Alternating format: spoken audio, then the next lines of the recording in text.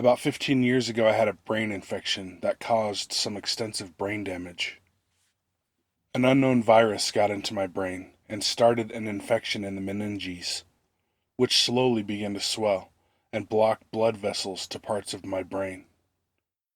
Memory was the first to go, then motor skills, then verbal.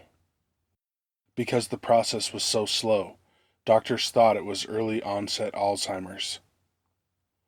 When they finally realized it was a viral infection and I got the meds, the mental degradation stopped. The doctors told my family the damage was permanent and I'd still be a potato. However, my recovery was so phenomenal. Ironically, doctors now point to me and my brain as part of a UCSF study on Alzheimer's. Through a process called neuroplasticity, my brain rewired itself around the damaged parts. Besides being able to speak, walk, and read again, I sometimes now see shadowy, dark figures in the room with me. Sometimes they're animals, sometimes they're people. They're too indistinct to make out facial features or clothing. The humans act oblivious of me, and most of them seem as if they're just passing by, purposefully. The animals interact. More than once I have felt a cat jump on the bed and walk toward me, only to open my eyes and there's nothing there. A dog will brush my leg under the table, and we don't have a dog. Sometimes instead of people or animals, there will be odors. The perfume of an older woman, or oranges, or hotel soap, localized to a specific place and unaffected by fans. At first I thought they were latent memories being reactivated by a newly formed synapse, but they've happened in places I've never been, and there have been more animals than I've ever known. My short-term memory only began working about 5 years ago. It was also about that time the shadow people began to show up. First it would be a figure passing by in my peripheral vision. Then it was them ducking behind corners or disappearing before I could catch a good look. Eventually, they just started appearing, just passing by, through a door, down a hallway, or showing up just to then fade into nothing. I talked to both my therapist and my neurologist about this, and both of them said pretty much the same thing. Who knows? Sometimes people with brain damage develop abilities they never had before, like speaking in a French accent, or suddenly being able to play the piano. As long as they're not bothering me, why worry? And I'm not worried. I just wonder what they are.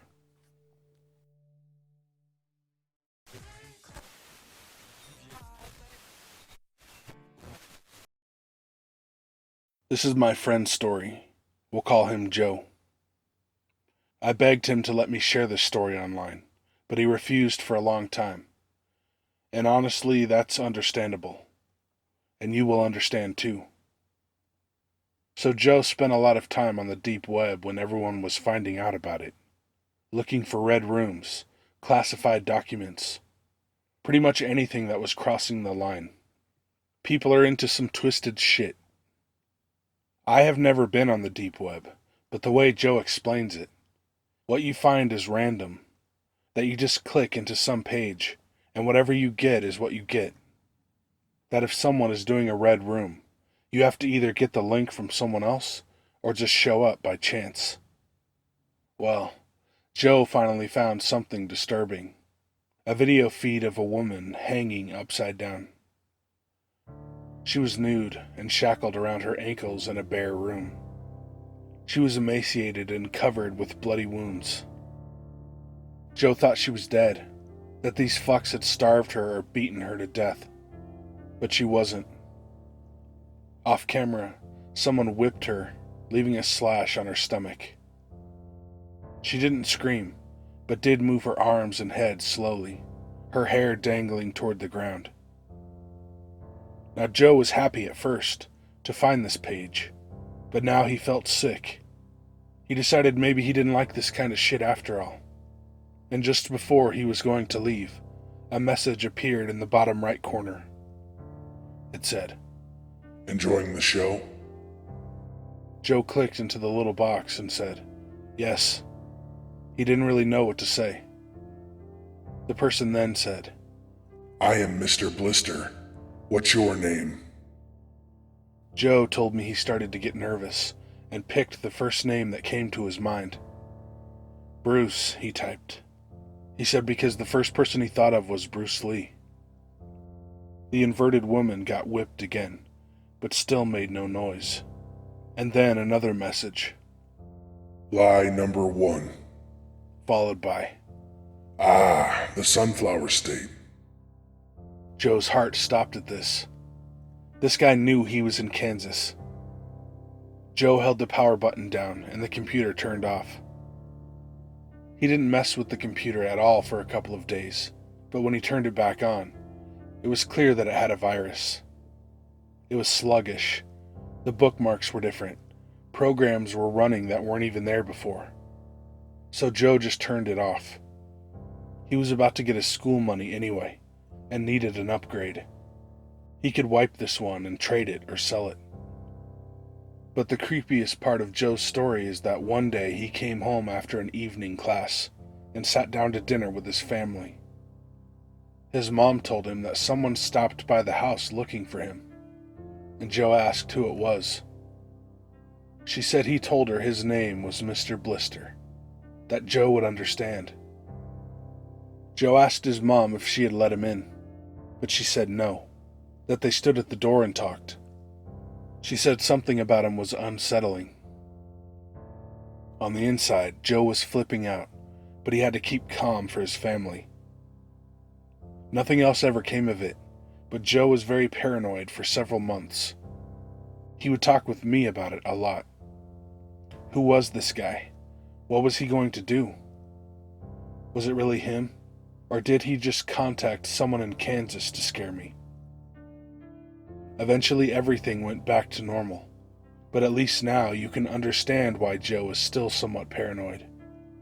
In fact, Mr. Blister isn't really what the guy called himself, but I had to promise my friend that I would change that too.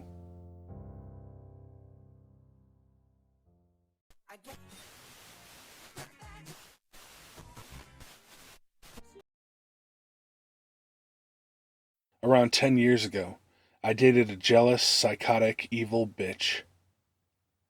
It took me a while to realize the kind of person I was dealing with. When relationships start, everything is so great. You ignore each other's flaws and agree on a lot of things. But as time goes on, you start to get a peek behind each other's mask. Now, if you can take both of your issues, it might work out. If you can't, you end it and try with someone else. Anyway, I'm rambling. Over time, she started trying to control every damn thing. And if she didn't get exactly what she wanted, she'd withhold sex. Really a manipulative, messed up thing to do, when you think about it. Also, forgive me for being such a sucker, guys. I've learned a lot since then. I would not put up with this nonsense today. So at this point in time, she was absolutely convinced that I was cheating on her. She was even showing up at my work, yelling and causing a scene, accusing me. I was not cheating on her. Never had. In fact, it was likely the opposite. That's why she was projecting it onto me so much. I had had enough of this crap, and I told her I needed some time alone, that maybe we should take a little break. She was pissy, but then quietly left without a fight. I was surprised, and ready to focus on me for a bit. It was a day or two of hanging with my roommate, drinking beers, playing video games, just having a damn good time. And then I got the flu. Bad. So bad that that roommate went and stayed with his girlfriend just to be out of the house. Well, that night, I pounded a bunch of Robitussin. I just wanted to be asleep as much as I could. At about 4 a.m, I woke up like I had been struck by lightning. I flicked on the lamp and looked down to one of the most horrifying things I'd ever seen. Any man reading this would agree. There was a rubber band tightly wound above one of my family jewels. It was swollen and irritated. I immediately cut the rubber band off and went to the emergency room. This isn't the type of thing to be nonchalant about. Now, in the end, they said everything would be okay. I had gotten it off in time.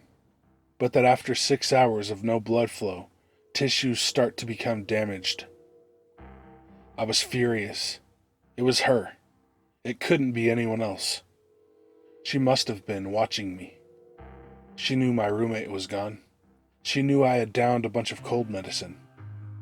She almost took something away from me that could not be replaced.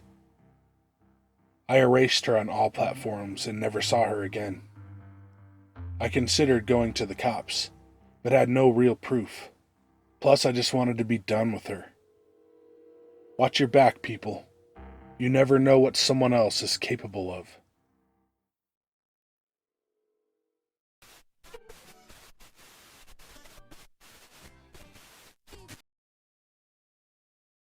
Two years ago, my husband was sick for 3 weeks with a sinus infection and flu-like symptoms.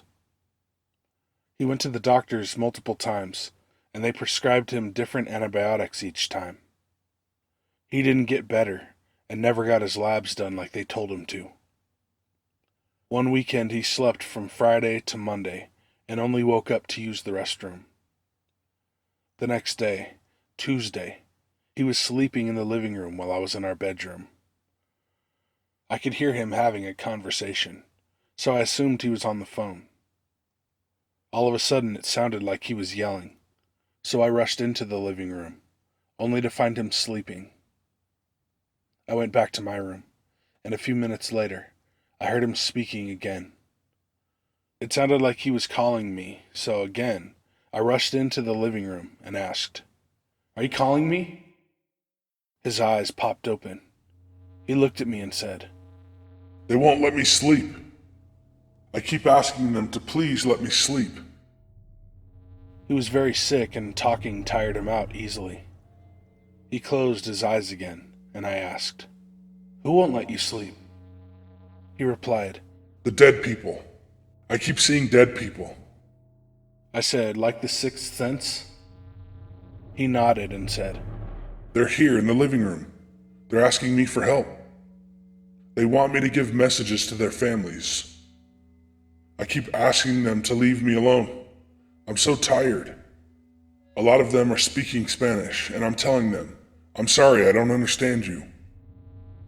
We live in a predominantly Hispanic city. I felt his forehead, and he was burning up. I took him to the ER, and they did his lab work. The normal white blood cell count is 4 to 11,000. My husband's white blood cell count was 400,000. He was diagnosed with MPAL, leukemia. The doctors could not believe he was alive, let alone conscious. They said he should have been in a coma or dead.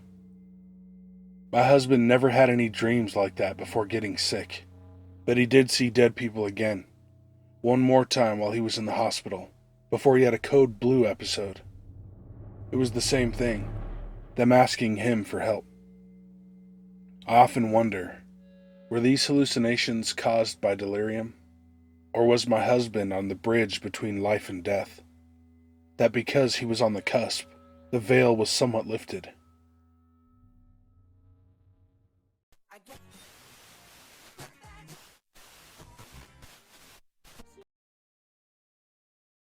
My encounter with what I think was a dogman happened in the summer of 2015 in Ohio.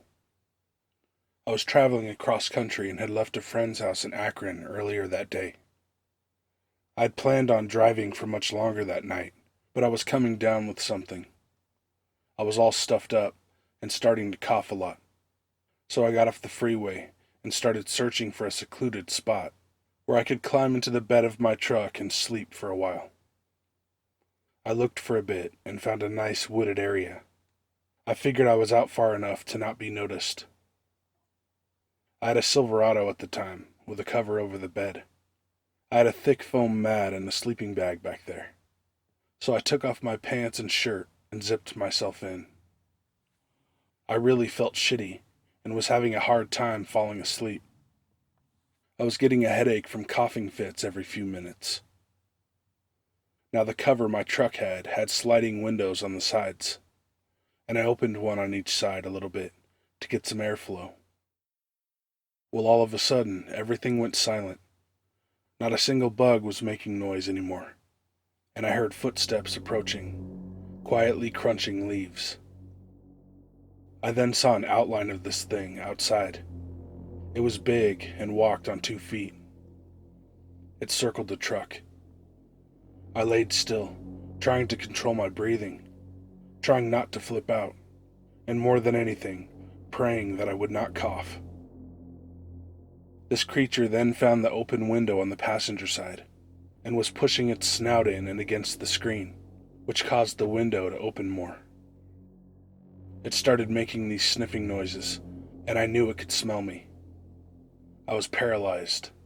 I had absolutely nothing to defend myself with. Then I felt a cough coming on. I put my hand over my mouth, and I think it heard me move because it stopped sniffing. I knew it was inevitable, but I tried to hold the cough back, which actually made me cough immediately behind my hand. When I did this, the creature went absolutely apeshit. Its arm ripped through the screen and was swiping all around, trying to get a hold of me.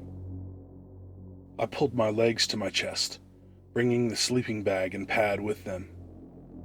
Its arm was still flailing around. I could hear its claws hitting and scratching the bed of my truck. The keys, I thought. I'd only have one chance to escape, if it even worked at all. My pants were to my left. I found the pocket and got the keys. I hit the panic button and did the best metal scream I could at the same time. The creature got spooked and pulled its arm out and took off. I knew I had to act fast, because it would probably come back any second. I jumped out with nothing but my keys and got into the cab. I didn't even look around for it. I started the truck and got the hell out of there. I eventually pulled over to put my clothes on, and I did go get a hotel and finally got some sleep. I didn't even know what the Dogman was until I started looking into what the hell this thing could have been. It wasn't very bright out, but it did look like a big hairy man with a dog's snout. I guess it is possible that it was some crazy animal, but my gut tells me it wasn't.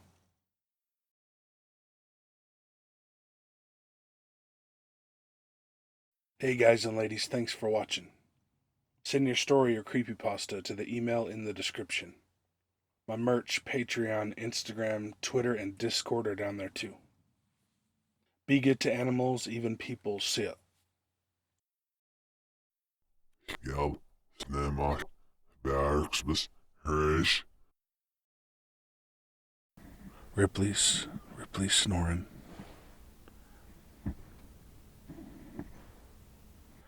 She'd be loving that daddy's voice, put her to sleep, huh? Are you dreaming? Is it of me beating your ass?